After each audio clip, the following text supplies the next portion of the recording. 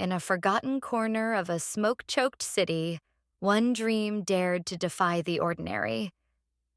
They called it the Colossus, a bicycle unlike any the world had ever imagined. In the dim light of a dusty factory office, a group of engineers gathered around a single sheet of paper. A blueprint so vast it promised to rewrite the laws of motion itself. Then came the heat, iron bent to human will as the first frame of the Colossus was born in fire. Sparks danced like stars across the forge, each strike of the hammer echoing with purpose, each breath a battle between man and metal. Piece by piece, the skeleton of the dream took form. The factory roared with motion. Chains creaked, ladders shook, and workers climbed into the sky of their own creation. Below them lay a crank arm the size of a ship's mast. Above them, the frame hung like a god's chariot waiting to awaken. But every dream meets its fracture. When the wheel's great hub cracked, the forge fell silent. Men huddled in shadow, measuring, debating, despairing. A single flaw threatened to shatter the monument they'd built from sweat and hope. Yet failure only sharpened their resolve. They forged a chain, each link a masterpiece of engineering. Blackened with oil and grit, it coiled across the floor like a sleeping serpent. As the great gear turned for the first time, the factory trembled, as if the earth itself held its breath.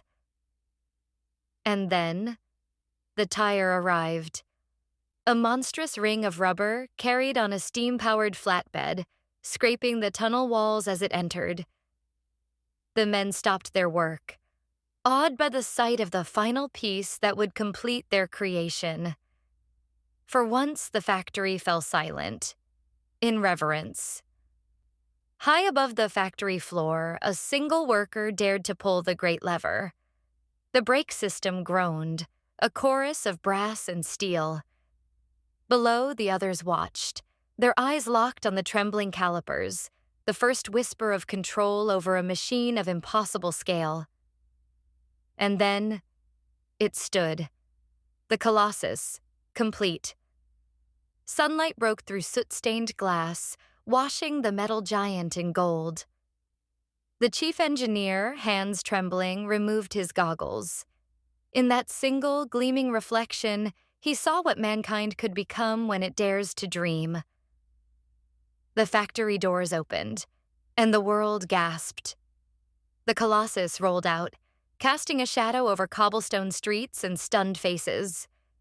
Children cheered, skeptics wept, and history took its first look at humanity's largest bicycle, born of fire, faith, and steel.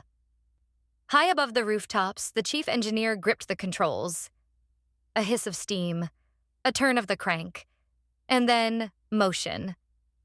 The Colossus moved, its wheels turning like the hands of time, carrying one man, and the dream of an entire generation into legend.